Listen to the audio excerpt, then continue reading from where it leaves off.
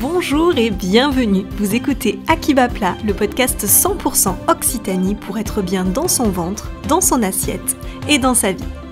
Si vous êtes à la recherche de conseils et d'astuces pour améliorer votre digestion, si vous avez envie de prendre soin de vous de façon naturelle, si l'alimentation est un sujet qui vous passionne ou qui vous questionne, et si vous voulez découvrir des personnalités locales inspirantes avec un accent chantant, alors vous êtes au bon endroit. Je suis Audrey Boyer, naturopathe certifiée et fondatrice de ce podcast. Ce qui me passionne, vous accompagner à mieux manger et à retrouver un ventre serein pour un quotidien plus apaisé. Dans ce podcast, seul ou avec mes invités, je vous partage tous les mardis des conseils et astuces pour prendre soin de vous et de votre santé au naturel. Et maintenant, place à votre nouvel épisode. Aujourd'hui, dans l'épisode 49 d'À qui va plat podcast, on va parler de naturopathie et surtout de comment bien choisir son naturopathe pour bénéficier d'un accompagnement de qualité. Alors vous vous êtes peut-être renseigné sur la naturopathie, cette approche vous parle et vous avez envie de sauter le pas, mais vous hésitez. Vous ne savez pas si cette profession est vraiment reconnue, ni s'il existe des formations plus pro et rigoureuses que d'autres, vous n'avez pas envie de vous faire arnaquer et vous avez envie d'avoir un suivi de qualité et d'obtenir des résultats concrets. Bref, vous êtes un peu perdu. Cet épisode est là pour vous donner les critères les plus importants dans le choix de votre futur naturopathe. Avant de vous dévoiler les critères qui me paraissent essentiels pour être bien accompagné, je vais d'abord revenir rapidement sur ce qu'est la naturopathie. Puis, je mettrai les pieds dans le plat en vous révélant que n'importe qui en France peut s'installer comme naturopathe, et ce, même sans aucune formation, et je vous expliquerai pourquoi. Et enfin, je vous donnerai quelques clés pour choisir votre praticien. C'est parti. Alors, c'est quoi la naturopathie ? L'Organisation mondiale de la santé, l'OMS, définit la naturopathie comme un ensemble de méthodes de soins visant à renforcer les défenses de l'organisme par des moyens considérés comme naturels et biologiques. La naturopathie, elle est considérée comme la troisième médecine traditionnelle, après la médecine traditionnelle chinoise et la médecine traditionnelle indienne, aussi appelée Ayurveda. La naturopathie, ça serait la médecine traditionnelle occidentale. J'aime dire que la naturopathie, c'est l'art de rester en bonne santé et de prendre soin de soi par des moyens naturels. Et maintenant, on est obligé de définir ce qu'est la santé. Est-ce que la santé, c'est seulement l'absence de maladie ou le silence des organes, le fait de n'avoir aucun symptôme, aucune douleur ? Alors si vous avez déjà participé à un de mes ateliers collectifs, vous savez que j'adore poser cette question en début de session parce que ça permet vraiment aux participants de se questionner sur ce qu'est être en bonne santé et je trouve que c'est déjà un premier pas. La santé, ce n'est donc pas seulement ne pas avoir de symptômes ou n'avoir mal nulle part, c'est bien plus global que ça. L'Organisation mondiale de la santé définit la santé comme un état de bien-être physique, mental et social. Donc c'est vraiment quelque chose de global. Et en naturopathie, on définit la santé comme un état d'harmonie dynamique résultant de la libre circulation de la vie sur tous les plans de l'être. La naturopathie, elle repose sur 3 piliers, l'alimentation, le mouvement et la gestion du stress et des émotions, aussi appelée la sphère psycho-émotionnelle. Dans un accompagnement de naturopathie, on parle systématiquement de ce que vous mettez dans votre assiette, comment vous bougez au quotidien et comment vous allez au niveau psycho, au niveau émotionnel. C'est pour ça que la naturopathie, c'est une approche globale, aussi appelée holistique. Ensuite, dans une session de naturopathie, dans un accompagnement de naturopathie, on procède un peu à la manière d'un enquêteur ou d'une enquêtrice en vous posant des questions sur votre système digestif, votre sommeil, votre peau, etc. Parce que l'objectif en naturopathie, c'est de remonter à la cause d'éventuels symptômes ou problématiques que vous pouvez avoir. Et c'est là vraiment toute la différence avec la médecine allopathique classique. Un médecin, il va vous donner un médicament qui va calmer ou supprimer vos symptômes, alors qu'un naturopathe, il va chercher à comprendre, avec vous, pour quelle raison ce symptôme est arrivé. Il ne va pas chercher à supprimer le symptôme. On ne fait pas de l'antisymptomatique en naturopathie. Et c'est pour cela que la naturopathie et la médecine allopathique sont complémentaires, tout simplement parce qu'on ne travaille pas de la même façon. Et du coup, le naturopathe, il ne se substitue pas au médecin et il n'est surtout pas habilité à changer un traitement médical ou pire, à arrêter un traitement médical. Et ça, même si on le sait déjà, même si peut-être vous le savez déjà, je trouve que c'est très important de le rappeler, de rappeler cette complémentarité entre médecine traditionnelle et naturopathie. Donc en naturopathie, on va chercher à trouver la cause de la cause. Et c'est là où on peut parler du terrain. Le terrain, c'est la capacité du corps à s'adapter aux situations, aux environnements et aux agressions physiques ou psychiques. Ce terrain, il est propre à chaque personne, c'est-à-dire que vous avez un terrain qui est différent du mien. Ce terrain, il évolue dans notre vie, donc il va évoluer en fonction de notre âge, en fonction des événements de vie qu'on peut traverser par exemple, et il va dépendre aussi de notre hygiène de vie, c'est-à-dire de toutes les habitudes, de même des petites habitudes qu'on a au quotidien et qui peuvent être bénéfiques ou maléfiques. Et donc l'objectif de la naturopathie, c'est de réguler ce fameux terrain. Et alors c'est quoi un naturopathe ? C'est tout simplement une personne qui vous accompagne dans ce processus de retour vers la santé, qui vous guide, qui vous explique comment fonctionne votre corps, parce que je suis persuadée que lorsqu'on a compris comment notre corps fonctionne et pourquoi telle habitude peut être délétère pour nous, pour notre santé, on change plus facilement. Alors maintenant qu'on a bien compris ce qu'est la naturopathie et quelle est la mission du naturopathe, est-ce que c'est vrai que n'importe qui peut s'installer en France en tant que naturopathe, ouvrir son cabinet et recevoir des personnes en accompagnement ? Eh bien, en France, il n'y a pas de diplôme d'état spécifique ou obligatoire pour exercer. Donc, c'est-à-dire que n'importe qui, vous peut-être qui êtes en train d'écouter ce podcast, vous pouvez décider demain de créer votre cabinet de naturopathie et de commencer à recevoir des clients. Et ça, c'est très dangereux parce que ces personnes qui n'ont pas de formation peuvent mettre en danger potentiellement la vie des clients, vu qu'elles n'ont pas eu de formation dédiée. Elles peuvent aussi exercer dans un cadre où il n'y a aucune déontologie, et donc porter préjudice aussi aux clients. Et ça peut mener parfois même à des dérives sectaires. Donc rassurez-vous, même s'il n'existe pas de formation reconnue par l'État, il y a plusieurs écoles en France qui sont reconnues par les fédérations de naturopathie, telles que la FENA, c'est la Fédération française des écoles de naturopathie, l'AFNAT, qui est l'Alliance pour la formation professionnelle en naturopathie, ou encore l'OMNES, qui est l'Organisation de la médecine naturelle et de l'éducation sanitaire. Alors pourquoi les formations effectuées dans certaines écoles sont-elles reconnues ? Parce qu'elles ont des critères communs qui attestent du sérieux de la formation. Par exemple, parmi les deux critères, il y a le critère du nombre d'heures de cours, donc 1200 heures minimum de formation, et une majorité des cours en présentiel. Ça, ce sont les deux critères qui permettent notamment à une école qui propose une formation de naturopathie d'intégrer ces réseaux de fédérations de naturopathes en France ou d'écoles de naturopathie. Et j'aimerais ici vous faire part de mon expérience. Lorsque j'ai décidé de devenir naturopathe, c'était inconcevable pour moi de m'installer sans formation ou de réaliser une formation qui ne soit pas sérieuse et reconnue. Donc j'ai épluché Internet, je me suis renseignée, j'ai participé à des journées portes ouvertes, j'ai lu des témoignages et ça m'a pris plusieurs mois pour choisir quelle école de naturopathie j'allais faire.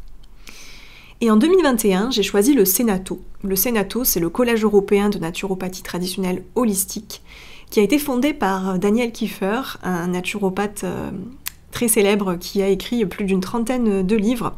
Elle a été fondée donc par Daniel Kiefer en 1990, et le siège de cette école est basé à Paris avec des antennes en région.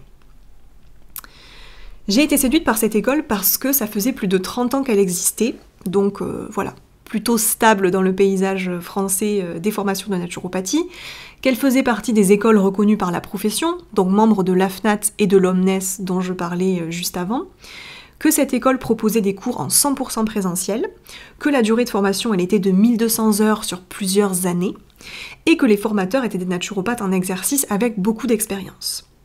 Donc c'est pour toutes ces raisons que j'ai choisi le CENATO. Alors évidemment, démarrer une formation de ce type, ça a un coût financier, on va pas se mentir, plus de 11 000 € juste pour payer la formation, et après il faut rajouter le logement, le transport, etc. Donc c'est quand même un coût financier qui est très important, mais ça a aussi un coût en termes d'énergie, parce que passer un week-end sur deux de 9h à 18h en formation pendant plus de 3 ans, sans compter les stages, c'est vraiment un investissement en termes d'énergie et de sacrifice aussi de son temps libre que l'on pourrait passer avec des proches, des amis ou simplement à se reposer. Et se rajoute à tout ça la charge de travail personnelle pour assimiler les cours, rédiger le mémoire, etc. Donc vous l'aurez compris, une formation de ce type, c'est un réel engagement, mais je pense sincèrement que c'est nécessaire si on veut avoir une formation de qualité et également devenir un bon praticien en naturopathie. Et je trouve que 3 ans, c'est vraiment le minimum pour avoir le temps de tester des choses sur soi, d'évoluer en tant qu'être humain, grâce aux cours, mais aussi grâce aux échanges avec les autres étudiants. Et ça, c'était possible parce que justement les cours étaient en présentiel. Je trouve que tous ces échanges, tous les cours, tout ce qu'on voit dans ces formations naturopathie, ça nous fait vraiment cheminer en tant qu'être humain, ça nous fait changer, ça nous fait évoluer. Et je trouve qu'on a besoin de ce temps-là pour que les choses se mettent en place petit à petit. Donc 3 ans, c'était aussi le temps nécessaire, je trouve, pour assimiler les cours, qui sont denses, notamment en anatomie-physiologie, pour comprendre comment fonctionne notre corps, pour qu'on puisse ensuite l'expliquer à nos clients. Des cours en phytothérapie, en aromathérapie, en gémothérapie, fleurs de bac, techniques manuelles comme le massage bien-être, et également une étude approfondie des pathologies et exclusion pour pouvoir justement rediriger les clients vers un médecin quand il y a des choses que la naturopathie ne peut pas accompagner. Donc vous voyez que cette formation, elle est quand même très dense, elle a été très dense en tout cas pour moi, et je vois pas comment aujourd'hui en France on peut prétendre être un bon naturopathe qui ne met pas en danger la santé de ses clients si l'on n'a pas fait une formation de qualité. Et surtout, de comment on peut se sentir légitime à exercer sans ce bagage indispensable qui est donné par une formation de qualité. Pour l'anecdote, il existe des formations en ligne à 60 € qui vous promettent de devenir naturopathe en quelques heures à peine de cours. Évidemment, ces formations ne seront pas reconnues par les fédérations de naturopathie, et encore heureux, mais ça peut malheureusement tenter des personnes malveillantes et ensuite venir abîmer toute une profession parce qu'il y a eu des dérives, etc. Parce que justement, ces personnes-là se sont installées sans formation de qualité et sans avoir de déontologie propre à la pratique. Et donc vient maintenant le moment où je vous révèle les critères essentiels selon moi pour bien choisir son ou sa naturopathe. Alors le premier critère, il y en a 4 en tout, c'est déjà de regarder la formation qu'a effectuée la personne. Et ça, je viens d'en parler longuement juste avant. Vous pouvez demander pour ça directement à votre futur naturopathe, voilà, quelle école il ou elle a fait. Vous pouvez regarder ce qui est inscrit sur son site internet parce que la plupart des personnes vont indiquer sur internet, sur leur site, la formation qu'elles ont effectuée puisque c'est un gage de qualité pour les clients. Et vous pouvez même appeler l'école en question pour vérifier si vous avez un doute. Mais en tout cas, voilà, renseignez-vous bien sur la formation, le type de formation que la personne a effectuée pour voir si c'est quelque chose de sérieux, d'approfondi ou pas. Le deuxième critère, à mon sens, pour choisir son ou sa naturopathe et bénéficier d'un accompagnement de qualité, c'est de voir si cette personne a adhéré à l'Omnes. L'Omnes, je vous en parlais tout à l'heure, c'est une fédération de naturopathes professionnels en France. Et cette fédération, elle va vérifier que le praticien, déjà, il n'a pas de casier judiciaire, qu'il a été bien diplômé d'une école fiable et sérieuse, donc avec au moins 1200 heures de formation et la majorité des cours en présentiel. Quand ces conditions sont réunies, le praticien qui adhère à l'Omnes, il va s'engager à se former chaque année et à pratiquer dans la bienveillance, etc. C'est-à-dire qu'il va signer une charte pour attester justement du cadre déontologique dans lequel il va pratiquer. Et cette adhésion, évidemment, elle a un coût. Chaque année, le praticien qui est référencé sur le site de l'Omnes va payer une adhésion justement pour continuer à apparaître sur le site internet. Donc ça montre finalement l'implication du naturopathe et aussi sa volonté de transparence et de rigueur. Et ce qui est intéressant, c'est que vous pouvez vérifier vous-même si le naturopathe que vous voulez consulter est sur l'annuaire. Je vous mettrai le lien en description de cet épisode et cela vous permettra de voir si votre praticien est référencé sur ce site internet et s'il a donc bien effectué une formation sérieuse et de qualité. Personnellement, j'ai adhéré à l'Omnes. Vous retrouverez donc mon profil sur le site internet. C'était pour moi vraiment un gage de sérieux et de transparence vis-à-vis des futures personnes que je vais accompagner. Et donc voilà, pour moi c'est tout à fait normal d'avoir adhéré à l'Omnes. Le troisième critère pour bien choisir son ou sa naturopathe, ce sont les avis. et le bouche à oreille. Et vous voyez que ça arrive en 3e position, puisque je pense que vraiment la qualité de la formation arrive en tête pour bien choisir son ou sa naturopathe.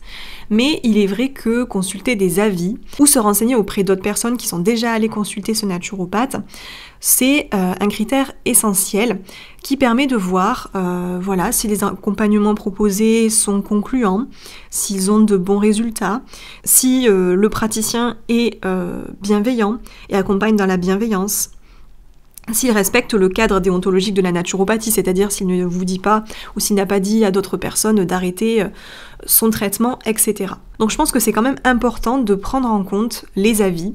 Et puis, le dernier critère qui me paraît essentiel pour bien choisir son ou sa naturopathe, c'est évidemment le feeling. C'est-à-dire que, voilà, au-delà de la formation, au-delà des avis, c'est aussi important de se faire confiance et d'être un peu à son écoute.